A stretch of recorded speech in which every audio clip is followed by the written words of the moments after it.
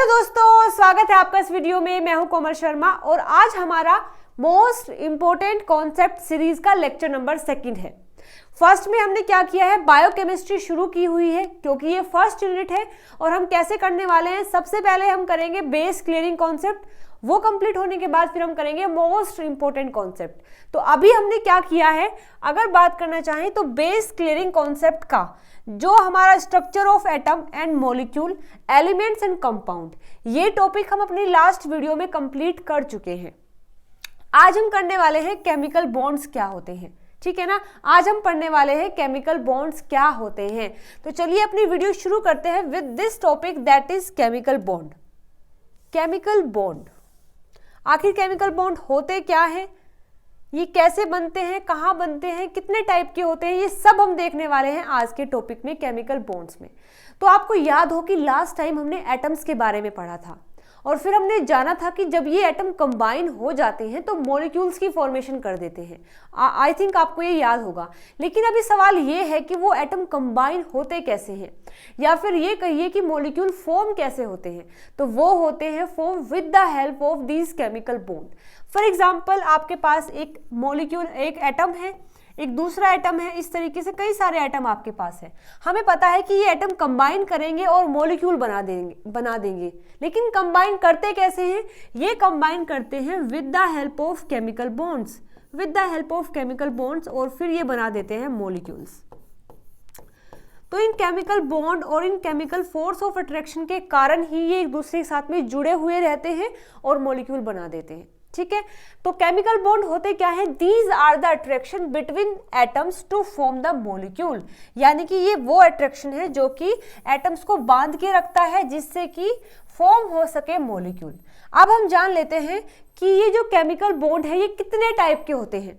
तो ये chemical bond बच्चों 2 टाइप के होते हैं, एक होता है कोवेलेंट बॉन्ड और सेकंड होता है नॉन कोवेलेंट बॉन्ड। इन दोनों में क्या डिफरेंस है, कोवेलेंट बॉन्ड जो होते हैं, कोवेलेंट बॉन्ड जो होते हैं ये स्ट्रॉन्ग बॉन्ड होते हैं, ये स्ट्रॉन्ग बॉन्ड होते हैं। कोवेलेंट बॉन्ड क्या होते हैं, स्ट्रॉन्ग बॉन्ड होते हैं क्योंकि इनके पास हाई एनर्जी होती है, क्योंकि इनके पास हाई एनर्जी होती है, हैव हाई एनर्जी, इसीलिए ये स्ट्रॉन्ग होते हैं। और सबसे मेन पॉइंट जो कि कोवेलेंट और नॉन कोवेलेंट को डिफरेंट करता है वो ये होता है कि कोवेलेंट बॉन्ड बनते हैं शेयरिंग ऑफ इलेक्ट्रॉन से।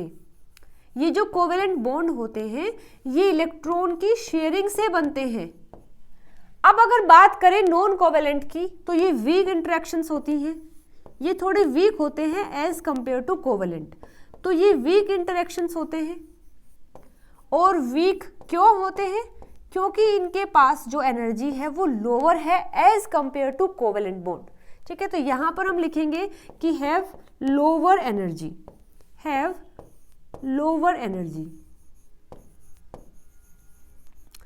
और थर्ड पॉइंट है कि जो नॉन कोवेलेंट बॉन्ड है वो इलेक्ट्रॉन की शेयरिंग से नहीं बनते हैं, नो इलेक्ट्रॉन शेयरिंग। यस, यहां पर इलेक्ट्रॉन की शेयरिंग नहीं होती है। लेकिन बॉन्ड की फॉर्मेशन में इलेक्ट्रॉन का क्या काम है ना। बॉन्ड की फॉर्मेशन में इलेक्ट्रॉन का क्या काम है, आपको ये तो पता होगा ना कि इलेक्ट्रॉन होते क्या है, क्योंकि लास्ट वीडियो में हमने पढ़ा था कि एक एटम जो होता है, यहाँ जो एटम है बीच में न्यूक्लियस है और इस न्यूक्लियस के पास क्या होते हैं, प्रोटॉन्स होते हैं और न्यूट्रॉन्स होते हैं। और इसके बाद क्या होता है, बाहर ऐसे शेल बने हुए होते हैं, बाहर ऐसे शेल बने हुए होते हैं और उन शेल में प्रेजेंट होते हैं इलेक्ट्रॉन, इन शेल में प्रेजेंट होते हैं इलेक्ट्रॉन। और ये प्रोटॉन, इलेक्ट्रॉन, न्यूट्रॉन क्या है, एटम के ही सब एटॉमिक पार्टिकल्स होते हैं।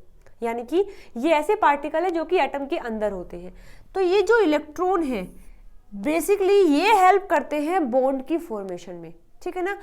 सपोज करो ये एटम है और कोई दूसरा एटम है, इनको आपस में बॉन्ड फॉर्म करना है तो ये अपने इलेक्ट्रॉन का यूज करके तब बॉन्ड फॉर्म करेंगे, ठीक है। ये अपने इलेक्ट्रॉन देगा, ये अपने इलेक्ट्रॉन को इन्वॉल्व करेगा और तब जाकर बॉन्ड की फॉर्मेशन होती है। तो आपको याद रखना है कि एक बॉन्ड के लिए 2 इलेक्ट्रॉन की जरूरत होगी। अगर हमें एक केमिकल बॉन्ड बनाना है तो हमें 2 इलेक्ट्रॉन की ज़रूरत होती है। अगर हमें 2 केमिकल बॉन्ड बनाने हैं तो हमें 2 इलेक्ट्रॉन की ज़रूरत होगी। अगर हमें 3 केमिकल बॉन्ड बनाने हैं तो हमें 6 इलेक्ट्रॉन की ज़रूरत होगी।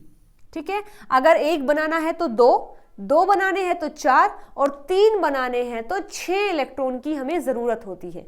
तो ये कॉन्सेप्ट हम देख चुके हैं केमिकल बॉन्ड का। अब हमारी बारी है कि हम कोवेलेंट बॉन्ड और नॉन कोवेलेंट बॉन्ड को डिटेल में पढ़ें। ठीक है, चलिए तो बात करते हैं अब कोवेलेंट बॉन्ड की कि ये बेसिकली होता क्या है, इसको डिटेल में पढ़ते हैं। तो कोवेलेंट बॉन्ड की अगर बात की जाए, कोवेलेंट बॉन्ड की अगर बात की जाए तो कुछ जो मेन पॉइंट होता है कोवेलेंट बॉन्ड के अंदर वो हम पढ़ चुके हैं, हमने जान लिया है। वो होता है कि ये जो कोवेलेंट बॉन्ड है ये शेयरिंग ऑफ इलेक्ट्रॉन से बनते हैं। ये शेयरिंग ऑफ इलेक्ट्रॉन से बनते हैं।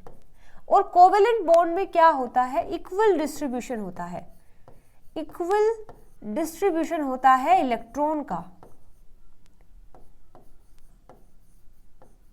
इलेक्ट्रॉन का इक्वल डिस्ट्रीब्यूशन होता है। फॉर एग्जांपल के लिए देखिए, एग्जांपल से समझते हैं कि कोवेलेंट बॉन्ड कैसे फॉर्म होता है। हमने मान लिया कि हमारे पास क्या है, एक एटम है, कोई भी एटम ले लीजिए, मान लेते हैं ए, हमारे पास एक एटम है, इसके पास क्या है, इलेक्ट्रॉन है। आपको याद रखना है कि ये जो शेल मैंने आपको बताए हैं इस तरीके से होता है कि कोई भी एटम है, इसका ये जो शेल है, जो फर्स्ट शेल होता है उसमें 2 इलेक्ट्रॉन होते हैं। अगर कोई भी एटम है उसके फर्स्ट शेल में 2 इलेक्ट्रॉन होते हैं। इसके बाद उसका जो सेकंड शेल होता है, जो सेकंड शेल होता है उसमें 8 इलेक्ट्रॉन होते हैं, उसमें 8 इलेक्ट्रॉन होते हैं। और जो थर्ड शेल होता है, और जो थर्ड शेल होता है उसमें भी 8 इलेक्ट्रॉन होते हैं। तो ये जितने भी एटम्स हैं ये क्या करते हैं, आसपास ढूंढते रहते हैं अपने आप को स्टेबल करने के लिए। अगर कंडीशन ऐसी है तो वो स्टेबल होते हैं। तो इस कंडीशन को एक्वायर करने के लिए वो कुछ भी करते हैं। इलेक्ट्रॉन को शेयर भी कर सकते हैं, इलेक्ट्रॉन को कंप्लीट ट्रांसफर भी कर सकते हैं, कुछ भी कर सकते हैं, लेकिन उनका मोटिव ये रहता है कि हमारे ये जो शेल हैं वो इलेक्ट्रॉन से फिल हो जाए। ठीक है ना, हमारा जो ऑक्टेट है, यानी कि यहाँ पर जो 8 इलेक्ट्रॉन है ऑक्टेट बोलते हैं, हमारा ये ऑक्टेट कंप्लीट हो जाए। ठीक है, तो सपोज करो यहाँ पर एक एटम है और इस एटम के पास क्या है, इस एटम के पास एक ही इलेक्ट्रॉन है, बस इसके पास एक ही शेल है और एक ही इलेक्ट्रॉन है। और यहाँ अगर बात की जाए, ये बी एटम है, ये बी एटम है और इसके पास भी एक ही इलेक्ट्रॉन है, इसके पास भी क्या है, एक ही इलेक्ट्रॉन है। तो देखो अब ये भी अनस्टेबल है क्योंकि यहाँ पर 2 की रिक्वायरमेंट है, और ये भी है क्योंकि यहाँ पर भी 2 की रिक्वायरमेंट है। अब ऐसा तो नहीं है कि ये ए क्या करेगा, अपना एक इलेक्ट्रॉन इसको ट्रांसफर कर दे और ये स्टेबल हो जाए। अगर ये ऐसा करेगा तो ये बिल्कुल ही अनस्टेबल हो जाएगा, इसके पास कुछ भी नहीं बचेगा। और अगर बी ऐसा करने लगे कि ठीक है मैं अपना जो इलेक्ट्रॉन है वो ए को दे देता हूं ताकि ए स्टेबल हो जाए, तो बी भी ऐसा नहीं करेगा। अब अगर ये दोनों ऐसा नहीं करते हैं तो क्या होगा, ये दोनों शेयर कर लेंगे, अपने इलेक्ट्रॉन को शेयर कर लेंगे ताकि ये भी स्टेबल हो जाए और ये भी स्टेबल हो जाए। कैसे शेयर करेंगे, देखो अब कुछ ऐसा हो जाएगा, अब कुछ ऐसा स्ट्रक्चर फॉर्म हो जाएगा। ये ए है और ये बी है, और यहाँ पर जो इलेक्ट्रॉन है ये 2 इलेक्ट्रॉन है। एक मिनट रुकिएगा, मैं थोड़ा सा कलर चेंज कर देती हूँ। यस, ये एक इलेक्ट्रॉन है ए का है और ये इलेक्ट्रॉन बी का है। अब देखो इसके पास अगर काउंट करना चाहें तो बी के पास 1 2 इलेक्ट्रॉन है, ए के पास काउंट करेंगे तो 1 2, ए के पास भी अब 2 हो चुके हैं। तो यानी कि अब जब तक बॉन्ड की फॉर्मेशन नहीं हुई थी ये दोनों अनस्टेबल थे, लेकिन जैसे ही बॉन्ड की फॉर्मेशन हो गई है तो ये क्या बन जाएंगे, ये स्टेबल बन जाएंगे। और ये जो बॉन्ड फॉर्म हुआ है जो इनको अब जोड़ के रखेगा, इसको ही बोलते हैं कोवेलेंट बॉन्ड। इसको ही तो हमने बोल दिया है कोवेलेंट बॉन्ड। आखिर यहाँ पर हुआ क्या है, यहाँ पर इलेक्ट्रॉन की शेयरिंग हुई है। ठीक है ना, यहाँ पर क्या हुआ है, इलेक्ट्रॉन की शेयरिंग हुई है। तो ये तो हमने देख लिया है समझने के लिए। अब हम एक रियल एग्जाम्पल देखते हैं। रियल एग्जाम्पल हम कैसे देख सकते हैं, देखो हम क्या करते हैं, हम एग्जाम्पल लेते हैं वाटर का ले लेते हैं। ठीक है, वाटर मॉलिक्यूल, जिसमें कि क्या होता है, एक हाइड्रोजन होता है, एक हाइड्रोजन होता है और एक ऑक्सीजन होता है। एक हाइड्रोजन और एक ऑक्सीजन, यानी कि 2 हाइड्रोजन 1 ऑक्सीजन होते हैं। अब हमें पता है हाइड्रोजन का जो एटॉमिक नंबर है वो 1 होता है। ठीक है। एटॉमिक नंबर अगर 1 है तो एक ही इलेक्ट्रॉन है, इसका मतलब एक इलेक्ट्रॉन है। और हमने पढ़ा था कल कि जितने इलेक्ट्रॉन होते हैं उतने ही प्रोटॉन होते हैं, यानी कि इस हाइड्रोजन के पास क्या है, एक ही इलेक्ट्रॉन है। देखो ये इलेक्ट्रॉन मैंने इस तरीके से डॉट से ड्रॉ कर दिया है। सेम यहाँ पर भी ऐसा ही होगा, यहाँ पर एक ही इलेक्ट्रॉन होगा। अब अगर ऑक्सीजन की बात की जाए तो ऑक्सीजन का एटॉमिक नंबर क्या होता है, 8 होता है, यानी कि 8 एटॉमिक नंबर है हमारा ऑक्सीजन का। ठीक है, तो मैं यहाँ पर एक बार ड्रॉ कर देती हूँ। ये ऑक्सीजन है, ये इसका फर्स्ट शेल है, यानी कि 8 है तो 1s2, यानी कि फर्स्ट शेल में कितने आएंगे, 2 आएंगे, 1s2, 2s2, 2p6 नहीं 2p4 आएगा, है ना, 2p4 आएगा, क्योंकि हमने अभी देखा है कि इसके पास क्या है, टोटल ही 8 इलेक्ट्रॉन होते हैं। तो 2 यहाँ पर आए हैं, 2 यहाँ पर आए हैं, और p में कितने आ जाएंगे, p में 4 आएंगे। p में कितने आएंगे, p में 4 आएंगे। आई होप आपको समझ आया है। ऑक्सीजन का एटॉमिक नंबर 8 होता है, यानी कि उसके पास 8 इलेक्ट्रॉन है। फर्स्ट शेल में कितने आएंगे, 2 आएंगे। ठीक है, इसका फर्स्ट जो शेल है वो स्टेबल हो चुका है। सेकेंड शेल की अगर हम बात करते हैं तो सेकेंड शेल यानी कि 2s2 और 2p4, यानी कि टोटल 6 इलेक्ट्रॉन हैं हमारे सेकेंड शेल में। 1 2 3 4 5 6। अगर इसे अपना ऑक्टेट कंप्लीट करना है तो कितने इलेक्ट्रॉन की रिक्वायरमेंट है, उसको 2 इलेक्ट्रॉन की रिक्वायरमेंट है। ठीक है, क्योंकि यहाँ पर 6 है, होना चाहिए कितना, 8, तो इसे 2 इलेक्ट्रॉन की रिक्वायरमेंट है। हाइड्रोजन को स्टेबल होने के लिए 1 की जरूरत है, इस हाइड्रोजन को भी स्टेबल होने के लिए 1 की जरूरत है। तो ये क्या करेंगे, ये तीनों ही ऐसे बंदे हैं जिनको कुछ रिक्वायरमेंट है अपने आप को स्टेबल करने के लिए, तो ये सब शेयर कर लेंगे। कैसे शेयर करेंगे, देखो इतना हमने कर लिया है। इसके पास क्या है, इसके पास जो शेल है उसमें 1 2 3 4 5 6 इस तरीके से क्या है, इस तरीके से इसके पास इलेक्ट्रॉन है। अब जैसे ही वो इलेक्ट्रॉन को शेयर करते हैं तो कुछ ऐसी स्ट्रक्चर फॉर्म हो जाएगी।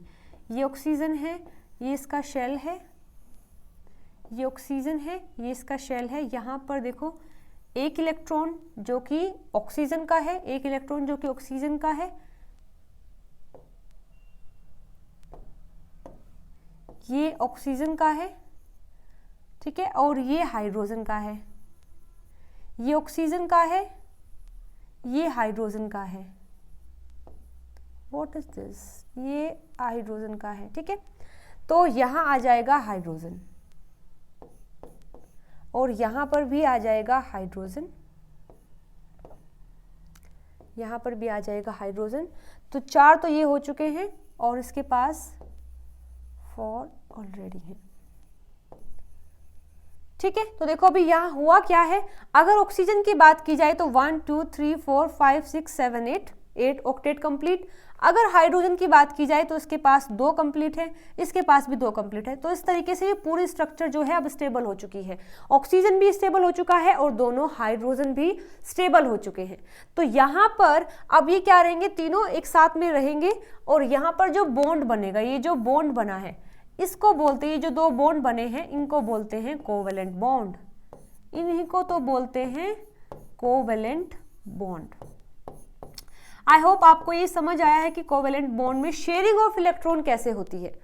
ऑक्सीजन ने अपने कंप्लीट नहीं दिए हैं, हाइड्रोजन ने भी अपना कंप्लीट नहीं दिया है, बल्कि उन्होंने शेयर किया है, आधा इसका और एक बॉन्ड फॉर्म हो जाएगा। यानी कि बॉन्ड की फॉर्मेशन में दोनों का कंट्रीब्यूशन है और इक्वल कंट्रीब्यूशन है। इक्वल इन द सेंस कि यहाँ पर 1 इलेक्ट्रॉन हाइड्रोजन का है, 1 इलेक्ट्रॉन ऑक्सीजन का है, और हमने पढ़ा है कि एक बॉन्ड में 2 इलेक्ट्रॉन की जरूरत है। तो इस तरीके से यहाँ पर इक्वल डिस्ट्रीब्यूशन हुआ है। अगर इस बॉन्ड की बात की जाए तो यहाँ पर भी इक्वल डिस्ट्रीब्यूशन हुआ है और शेयरिंग हुई है दोनों की तरफ से, तब जाकर हमारा कोवेलेंट बॉन्ड फॉर्म होता है। अगर आपको ये चीज समझ आई है तो अब हम आगे मूव करते हैं टाइप्स ऑफ कोवेलेंट बॉन्ड पर। देखो इसका एग्जांपल हमने एक तो देख लिया है, H2O होता है। इसका एग्जाम्पल होगा CH4, मीथेन जो है वो भी कोवेलेंट बॉन्ड का ही एग्जाम्पल है। यानी कि जो कार्बन होता है वो 4 हाइड्रोजन से बॉन्ड करता है, 4 हाइड्रोजन से बॉन्डिंग करता है, और यानी कि इस कार्बन ने 4 कोवेलेंट बॉन्ड फॉर्म किए हैं हाइड्रोजन के साथ में। तो CH4 भी कोवेलेंट बॉन्ड का ही एग्जाम्पल है। अगर बात करें हम NH3, जो NH3 है वो भी क्या है, NH3 भी कोवेलेंट बॉन्ड का ही एग्जाम्पल है, यानी कि जो नाइट्रोजन है वो 3 हाइड्रोजन से बॉन्ड फॉर्म करता है और वो कोवेलेंट बॉन्ड ही फॉर्म होते हैं। इसी तरीके से अगर CO2 की बात की जाए तो CO2 में भी जो कार्बन है ऑक्सीजन के साथ में यानी कि बॉन्ड फॉर्म करता है तो वो भी कोवेलेंट बॉन्ड ही फॉर्म होता है। ठीक है, इस तरीके से ये हमने देख लिया है कोवेलेंट बॉन्ड की एग्जाम्पल। अब हम बात करते हैं types of the covalent bond, यानी कि कोवेलेंट बॉन्ड कितने टाइप के होते हैं। ठीक है ना, यानी कि जो कोवेलेंट बॉन्ड है वो कितने टाइप के होते हैं। चलिए तो यहाँ पर बात करते हैं कोवेलेंट बॉन्ड, कोवेलेंट बॉन्ड के टाइप्स। तो ये 2 टाइप का होता है, कोवेलेंट बॉन्ड 2 टाइप का होता है। फर्स्ट है polar, polar covalent bond, polar covalent bond, और सेकेंड टाइप होता है non polar, non polar covalent bond, non polar covalent bond. तो यहाँ पर हमने देख लिया है टाइप कितने होते हैं, 2 polar covalent bond and non polar covalent bond. अब यहाँ पर 2 टर्म इंट्रोड्यूस हुई है, that is polar and non polar. हम पहले जान लेते हैं कि इनका मतलब क्या है, पोलर का और नॉन पोलर का क्या मतलब है।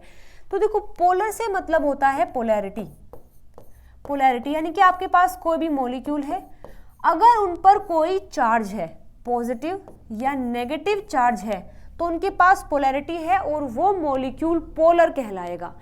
अगर नॉन पोलर की बात की जाए तो उस पर कोई भी चार्ज नहीं होता है, नो चार्ज, तो वो होते हैं नॉन पोलर। उनके पास मतलब पोलैरिटी नहीं है, कोई भी चार्ज नहीं है, तो वो नॉन पोलर होंगे। ठीक है, तो समझ आया आपको। पोलर क्या होते हैं, जिनके पास पोलैरिटी यानी कि कोई पॉजिटिव या नेगेटिव चार्ज होता है, और नॉन पोलर जिस पर कोई भी चार्ज नहीं होता है। ठीक है, अब इसको करने से पहले एक और टर्म हमें समझनी होगी, जिसको बोलते हैं इलेक्ट्रोनेगेटिविटी, जिसको बोलते हैं इलेक्ट्रोनेगेटिविटी। कि इलेक्ट्रोनेगेटिविटी क्या होता है, इलेक्ट्रोनेगेटिविटी क्या होता है।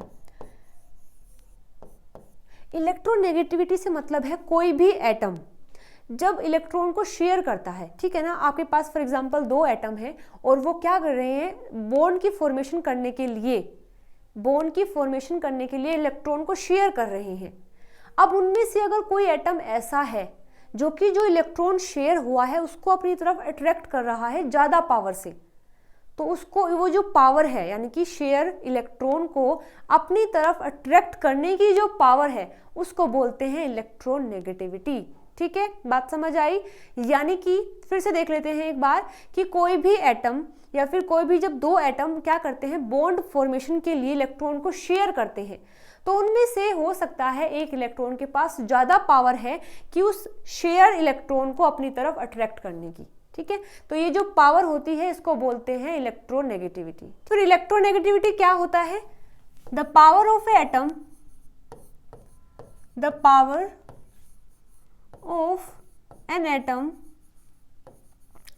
to attract the shared pair of electron, shared pair of electron। किसी भी एटम की इलेक्ट्रॉन को यानी कि जो शेयर हुआ है उस इलेक्ट्रॉन को अपनी तरफ अट्रैक्ट करने की पावर को ही हम इलेक्ट्रोनेगेटिविटी बोलते हैं। तो इसका ही हम यूज करने वाले हैं यहाँ टाइप्स में कि कोवेलेंट बॉन्ड जो हमने पढ़ा है कि 2 टाइप के होते हैं, polar covalent bond and non polar covalent bond. देखो, पोलर कब बनेगा, यदि जो कंबाइनिंग एटम है यानी कि जो एटम कंबाइन कर रहे हैं वहां अगर इलेक्ट्रोनेगेटिविटी का डिफरेंस हो जाए, इलेक्ट्रोनेगेटिविटी का अगर डिफरेंस हो जाता है तो वहां पर जो बॉन्ड फॉर्म होगा उसको पोलर कोवेलेंट बॉन्ड कहेंगे। ठीक है, electronegative difference between combining atom, between combining atom. यदि कंबाइनिंग एटम के बीच में इलेक्ट्रोनेगेटिविटी का डिफरेंस हो जाए तो वो जो बॉन्ड फॉर्म होगा उसको हम पोलर कोवेलेंट बॉन्ड कहेंगे। फॉर एग्जांपल अभी हमने देखा था H2O को, तो यहाँ पर क्या होता है, 2 हाइड्रोजन होते हैं, 1 ऑक्सीजन होता है, ठीक है, 2 हाइड्रोजन होते हैं और 1 ऑक्सीजन होता है। इसमें जो ऑक्सीजन है इसके पास इलेक्ट्रोनेगेटिविटी ज़्यादा होती है एज कंपेयर टू हाइड्रोजन। तो यहाँ पर जो इलेक्ट्रॉन शेयर होंगे उसको ज़्यादा कौन अट्रैक्ट करेगा अपनी तरफ, ऑक्सीजन कर लेगा। इस वजह से इसके ऊपर पार्शियल नेगेटिव चार्ज आ जाता है, कंप्लीट नहीं पार्शियल नेगेटिव चार्ज आएगा। और क्योंकि इसने अट्रैक्ट कर लिया है तो यहाँ से इलेक्ट्रॉन थोड़े से दूर चले जाते हैं, तो यहाँ पर पार्शियल पॉजिटिव और पार्शियल पॉजिटिव चार्ज आएगा, ठीक है, यहाँ पर पार्शियल पॉजिटिव चार्ज आएंगे और इस तरीके से ये बॉन्ड फॉर्म हो जाएगा। तो आपने देखा, मैंने कहा था कि पोलर बॉन्ड, पोलर क्या होता है, जिसमें कोई चार्ज पॉजिटिव या नेगेटिव है। अब यहाँ पर इलेक्ट्रोनेगेटिविटी में डिफरेंस होने के कारण partial negative partial positive charge आ जाते हैं। तो ये अब ये जो मॉलिक्यूल बनेगा इसको पोलर मॉलिक्यूल कहेंगे और ये जो बॉन्ड बनेगा इसको पोलर कोवेलेंट बॉन्ड कहेंगे, ठीक है, इतना समझ आया। तो अब बात करते हैं नॉन पोलर कोवेलेंट बॉन्ड की। यहाँ पर बिल्कुल इसका उल्टा होता है कि no electronegativity difference, no electronegativity difference, यानी कि इनमें कोई भी डिफरेंस नहीं होता, दोनों सेम होते हैं। इसका एग्जाम्पल हम लें अगर, तो मान लेते हैं एक ऑक्सीजन का एटम है और दूसरा ऑक्सीजन का एटम है। अब ये दोनों जब कंबाइन करेंगे तो दोनों ही ऑक्सीजन है, दोनों ही ऑक्सीजन के एटम है, तो इनकी इलेक्ट्रोनेगेटिविटी में कोई भी डिफरेंस नहीं होता है। तो यहाँ पर जो इलेक्ट्रॉन शेयर होगा वो किसी की तरफ भी अट्रैक्ट नहीं होगा, बिल्कुल बीच में रहेगा, ठीक है। तो यहाँ पर कोई भी पार्शियल पॉजिटिव या पार्शियल नेगेटिव चार्ज नहीं आएगा, क्योंकि इलेक्ट्रॉन किसी की तरफ भी ज़्यादा अट्रैक्ट नहीं हुआ है, दोनों की तरफ बिल्कुल सेम है। तो ये क्या हो जाएगा, O2 बनेगा। O2 क्या हो जाएगा, नॉन पोलर कंपाउंड, यानी कि नॉन पोलर मॉलिक्यूल। O2 क्या है, नॉन पोलर मॉलिक्यूल है, क्योंकि ये फॉर्म हुआ है नॉन पोलर कोवेलेंट बॉन्ड से। जबकि जो H2O है वो क्या है, पोलर मॉलिक्यूल है, क्योंकि वो फॉर्म हुआ है पोलर कोवेलेंट बॉन्ड से। तो आई होप आपको ये चीजें समझ आई हैं कि कोवेलेंट बॉन्ड का 2 टाइप हमने पढ़ा है, polar covalent bond and non polar covalent bond. Polar से मतलब है कि जब इलेक्ट्रोनेगेटिविटी में डिफरेंस होगा तो वहां पर पार्शियल पॉजिटिव और पार्शियल नेगेटिव चार्ज आ जाएंगे, अगर नहीं होगा तो कोई भी चार्ज नहीं आएगा, जिससे कि नॉन पोलर मॉलिक्यूल या कंपाउंड बनते हैं। तो ये हुआ डिफरेंस बिटवीन कोवेलेंट बॉन्ड में, यानी कि दोनों के डिफरेंस में। अब हमने देख लिया है कोवेलेंट बॉन्ड क्या होता है, आई होप आपको ये समझ आया है।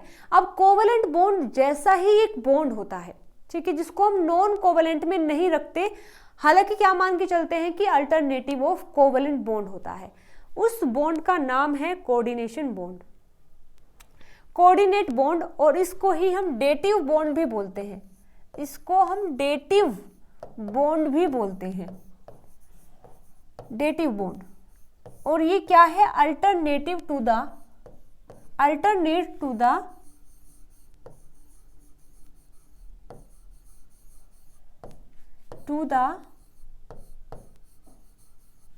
Covalent bond, to the covalent bond.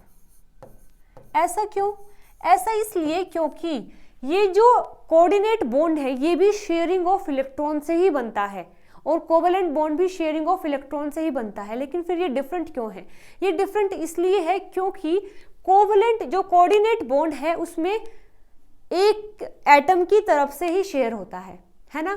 Non covalent में क्या है कि हमने देखा है इक्वल डिस्ट्रीब्यूशन होता है, यानी कि जो कंबाइनिंग एटम है वो इक्वल डिस्ट्रीब्यूशन करते हैं इलेक्ट्रॉन का, फिर जाकर वहां पर बॉन्ड बनता है, वहां पर शेयरिंग होती है। कोऑर्डिनेट बॉन्ड में भी शेयरिंग ही होती है, कंप्लीट ट्रांसफर नहीं होता, शेयरिंग ही होती है। बट वो जो शेयर करता है केवल एक ही एटम करता है, दूसरे का कोई भी कंट्रीब्यूशन नहीं होता है। यानी कि हम बोल सकते हैं कि यहां पर नो इक्वल डिस्ट्रीब्यूशन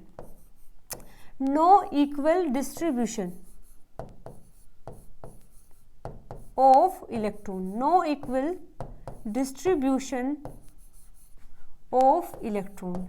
जैसे कि फॉर एग्जांपल अगर बात करना चाहें कि हमारे पास कोई भी एक एटम है और इसके पास सारा उसका जो ऑक्टेट है वो कंप्लीट है, यानी कि इसके पास 8 इलेक्ट्रॉन है। इस तरीके से इसके पास क्या है, 8 इलेक्ट्रॉन है, ऐसे, ठीक है।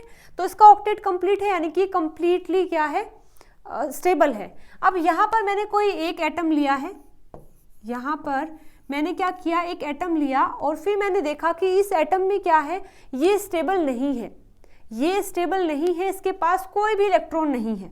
तो ये क्या करेगा, इसको 2 इलेक्ट्रॉन की रिक्वायरमेंट है स्टेबल होने के लिए। तो ये जो ए है हमारे पास, ये जो एक एटम है, ये क्या करेगा, अपने 2 इलेक्ट्रॉन इसके साथ में शेयर कर लेगा, ठीक है ना। अपने ये जो 2 इलेक्ट्रॉन हैं इनको इसके साथ में शेयर कर लेगा। तो फिर कैसी स्ट्रक्चर फॉर्म होगी, देखो कुछ ऐसा फॉर्म होता है। ये हमने ए लिया है, इसके पास इस तरीके से 1 2 3 4 5 6 7 और 8, और यहाँ कंबाइन हो जाएगा ये हमारा बी एटम, ठीक है। यहाँ कंबाइन हो जाएगा बी एटम। तो आपने देखा कि बी भी क्या है, अब स्टेबल है, और ए भी क्या है, स्टेबल है। और ये जो बॉन्ड फॉर्म हुआ है इसको बोलते हैं coordinate bond, coordinate bond, coordinate bond, तो इसको बोलते हैं कोऑर्डिनेट बॉन्ड। तो यहाँ पर हमने देखा है कि शेयरिंग ऑफ इलेक्ट्रॉन ही होता है, लेकिन एक इलेक्ट्रॉन मतलब एक एटम तो कंप्लीट शेयरिंग करेगा और दूसरा कुछ भी नहीं करता है। इसीलिए यहाँ पर टर्म आती है कि जो कंप्लीट शेयरिंग करता है उसको बोलते हैं डोनर, उसको बोलते हैं डोनर। और जो इलेक्ट्रॉन को शेयर नहीं करता है बल्कि लेता है उसे बोलते हैं एक्सेप्टर, उसे बोलते हैं एक्सेप्टर, उसे बोलते हैं एक्सेप्टर, ठीक है। तो ये हमने देख लिया है कोऑर्डिनेट बॉन्ड। इसका एक एग्जांपल देखते हैं, इसका एक एग्जांपल देखते हैं हम, ठीक है। बात करें अगर हमारे पास NH3 है, NH3 हमारे पास यानी कि अमाइन है। अब NH3 की अगर बात की जाए तो N का जो एटॉमिक नंबर है वो 7 होता है, यानी कि 1s2 2s2 एंड 2p6 नहीं आएगा, इसका एटॉमिक नंबर ही 7 होता है। Hydrogen, helium, lithium, beryllium, boron, carbon, nitrogen, यानी कि 7 होता है। 7 में 2p3 आ जाएगा, 2p3 आएगा, यानी कि इसका जो आउटर मोस्ट शेल है, सबसे बाहर वाला जो शेल है, उसमें कितने इलेक्ट्रॉन होंगे, 3 4 5 इलेक्ट्रॉन होंगे। 1 2 3 4 एंड 5, और इसको रिक्वायरमेंट है अभी 3 इलेक्ट्रॉन की और रिक्वायरमेंट है अपने ऑक्टेट को कंप्लीट करने के लिए, ठीक है। तो अब ये क्या करेगा, यहाँ पर एक हाइड्रोजन आएगा, यहाँ पर एक हाइड्रोजन आएगा, यहाँ पर एक हाइड्रोजन आएगा। इस हाइड्रोजन के पास एक इलेक्ट्रॉन है, इसको एक और रिक्वायरमेंट है अपना ऑक्टेट कंप्लीट करने के लिए, यहाँ पर भी है और यहाँ पर भी है। तो ये क्या करेंगे, आपस में बॉन्ड बना लेंगे, आपस में बॉन्ड बना लेंगे तो हमें कुछ ऐसी स्ट्रक्चर मिलेगी, हमें कुछ ऐसी स्ट्रक्चर मिलेगी।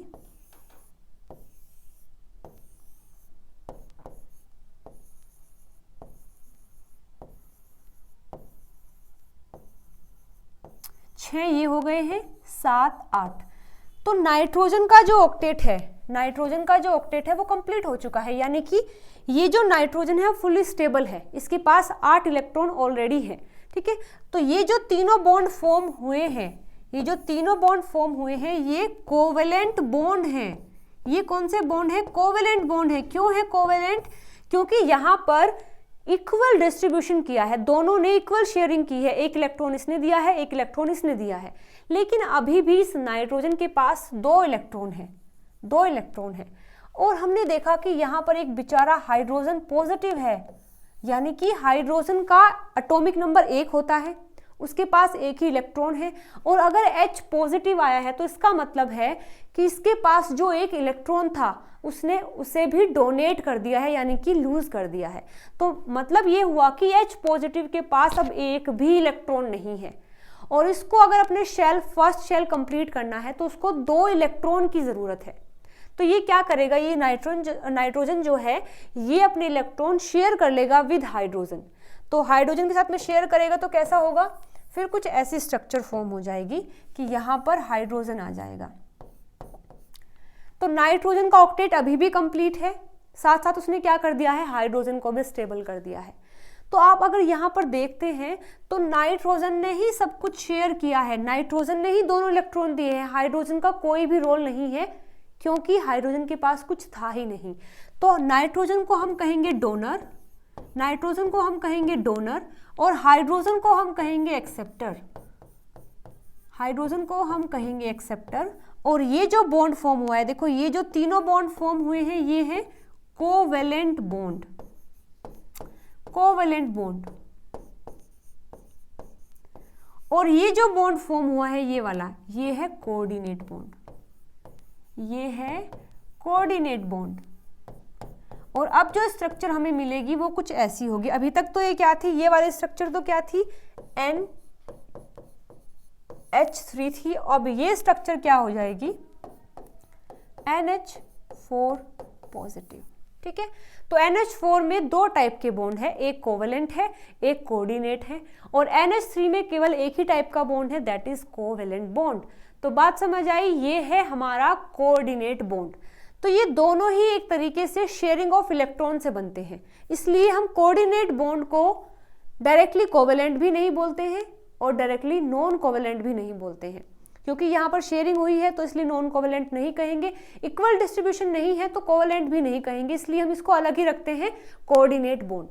तो हम दो बॉन्ड कर चुके हैं, covalent bond and coordinate bond.